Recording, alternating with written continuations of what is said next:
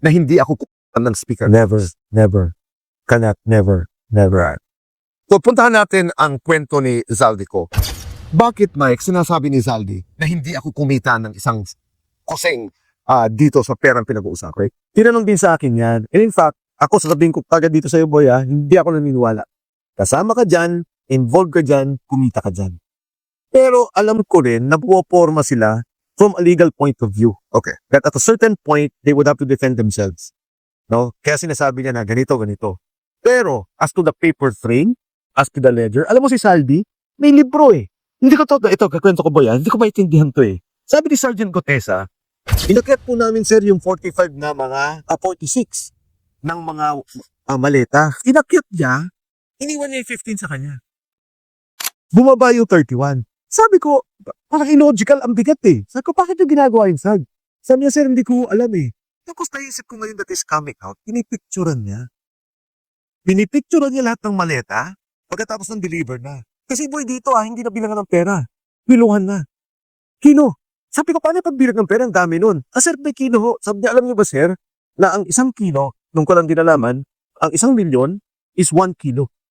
And sabi niya, ang isang bag na gano'n, naglalaman po ng 48 million. Okay. So sabi ko, paano mo nalaman 48 million? Kasi po may post-it. So, pinipicture pala niya, nile-ledger niya, lahat nila-document niya. So lahat ng to, documented niya. So the question is, bakit siya iba yung sinasabi niya hindi siya kumita? I would think advised by the lawyer. Huwag mo na sabihin to, huwag mo na salita, si Saldi, sinasabihan siya ng gano'n. Pero as to the truth and veracity of what he was talking about, totoo yun. Bakit niya ginagawa yun? Para sasabihin niya, ito 30 maleta diniliver ko sa'yo. 40 maleta diniliver ko sa'yo. Now, I'm putting it together na, ay, huwag kala yun. Okay, hindi niya sasabihin na 15 lang ang akin yung 31 napunta sa'yo. Ay, happy ano na ginagawa. Ito pa, sabi sa akin ni Sergeant Gotesa, every day may nagdi-deliver ng pera. Sa Ladybug, sa Valle Verde. Sabi ko, saan galing ang pera? Sabi niya, sir, hindi ko alam eh. Hindi ko nakikita. Basta si Mark Texay, itong dalawang tayo, hindi pa ito pinapatawan, and si Paul Estrada po, ang tumatanggap. Iniipon sila ay staff ni Saldico. Okay. Kinukuha nila yung pera, iniipon po nila, pagkatapos po nun, i-deliver na namin. So, ang deliver nila is 3 times a week. On average, boy, I think, hindi pa babalag 1 billion ang delivery every 3 days. Kaya imagine, ito yung klase ng gobyerno na nakikita natin. Balikan ko lang yung corruption, Mike. Kasi you have the political actors dito sa isang banda. Tapos meron kang sistema. Paano pa ang nangyayari? Halimbawa, let's talk about DPWH. Ang nagre-release ng pera, halimbawa, napunta ay 3 billion sa isang kongresista. Yes.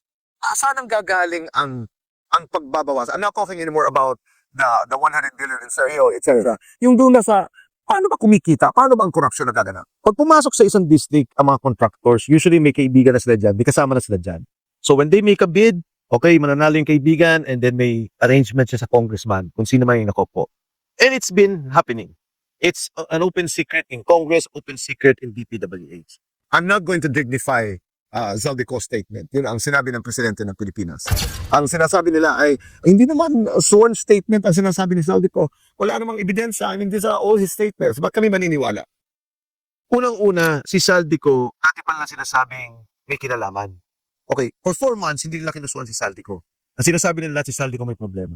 Si Saldico mastermind. Si Saldico magnanakaw. Siya ang gumawa ng lahat ng to. Ngayon, nagsalita yung magnanakaw. That has probative value. And I'd like to borrow hindi ko to idea, sabi ni Atty. Respicio, sabi ni Harold, sabi niya may gunman na maril pumatay. Nung nahuling gunman, sabi niya, ito yung mastermind. Parating binibigyan ng value yun. Now, in the case of Saldico, sabi niya, umuwi ka dito para anuhan mo. You take an oath and you Face the music. face the music. Ako hindi. He can do it even from abroad. He can do it na pwede siyang pumunta sa consulate or sa embassy, ipa-notarize niya doon sa embahada natin. Pangalawa, yung Senado o yung ICI, anyway, yung ICI naman, wala namang rules. But yung Senate, may rules yan. They can always suspend the rules and accept a Zoom confession under oath ni Saldico. It can be done. Pero magugulat ka, 4 na buwan tahimik sila. Nung nagsalita na siya ng Bongbong Marcos, I think in 7 days, na-filean siya ng kaso. In 7 days, makakancel ang passport niya. May 2 tao, Mark Texay and Paul Estrada. Hanggang ngayon, hindi ko pa Have been pulled to any investigation. Never been, walang case 5, sinabi ni Alcantara pangalan, sinabi ni Saldico pangalan, sinabi ni Bernardo pangalan. Pero hindi sila nagtatago. They can be found. They're just waiting to be invited. In the same way that they're looking after, they're chasing Saldico, they can do that to Mark Teksay and to Paul Estrada. Etong dalawang to, assistant lang to ni Saldico. Si Saldico may pera yan, he can hide, he can go anywhere, may mga aeroplano siya. Etong dalawang to, in 3 days, kaya nila mapauwi ito. At nagtatanong ka at itinanong mo na ito ng ilang beses kung bakit hindi pa sila ipinapatawag. That's correct. Ng either ICI or ng Senado. Pag itong dalawa nagsalita, hindi ko alam, sigurado ako kay Martin Romualdez. Hindi ko alam kung si Presidente alam din nila because ito ang dalawang assistants ni Saldi na nagdi-deliver ng pera. Anong ibig sabihin ng May delivery kay Pangulong Marcos. So Mark Teksay and Paul Estrada would know. Ito ang magko-corroborate sa sinasabi ni Saldico. In your estimation, Mike, makukuha ang dalawang ito? Ipapatawag ang dalawang ito? Kung gusto talaga nila, kung ang script kasi nila boy is, ito ang script nila final. Saldico ang mastermind. Kasama yung DPWH officials. Kasama yung mga congressmen. May sinabi sila E.S. Bersamin at saka Pangandaman na wala na, kumimik na. Hindi natin alam nangyari. May mga dinamay silang senador at saka mga congressmen. Si Martin Romualdez hanggang ngayon wala pang kaso. So ano ang aking pananaw? Binabalansin nila, tinitingnan nila. Kung tanggap na ng tao, tahimik na. But as long as the people will continue to protest, the people will continue to reject the script that they're proposing, the script will come out. What happened between Zaldi and Martin Romualdez?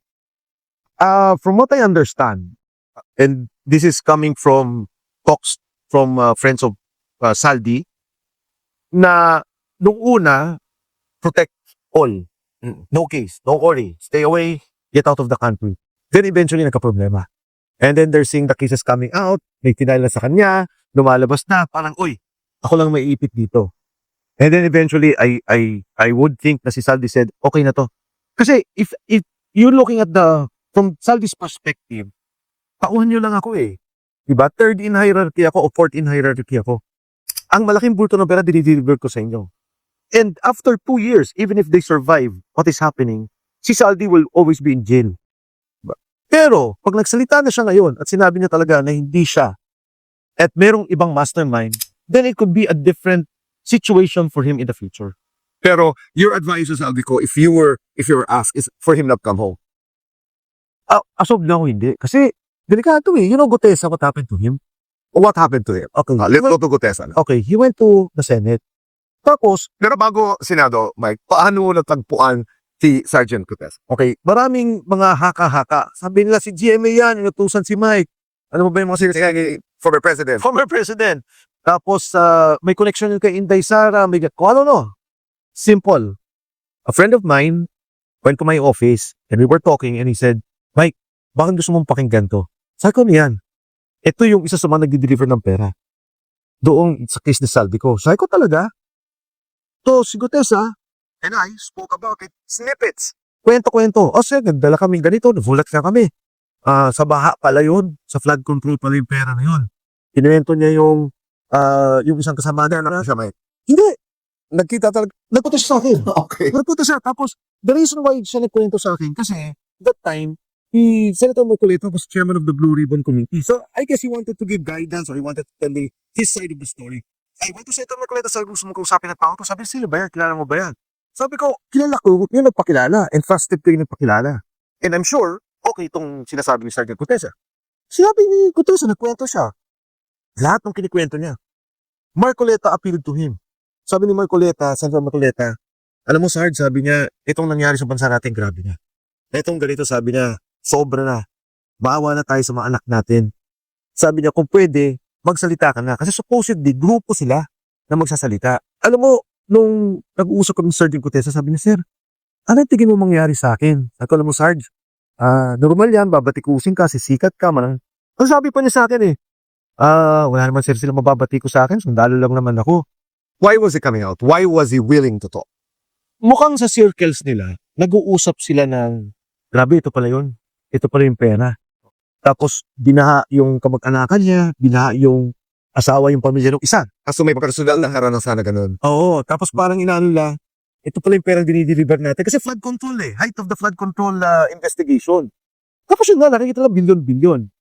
So, when Sergeant Gutesa eventually decided, one of the provisions of this affidavit was nagre-request siya ng witness protection program.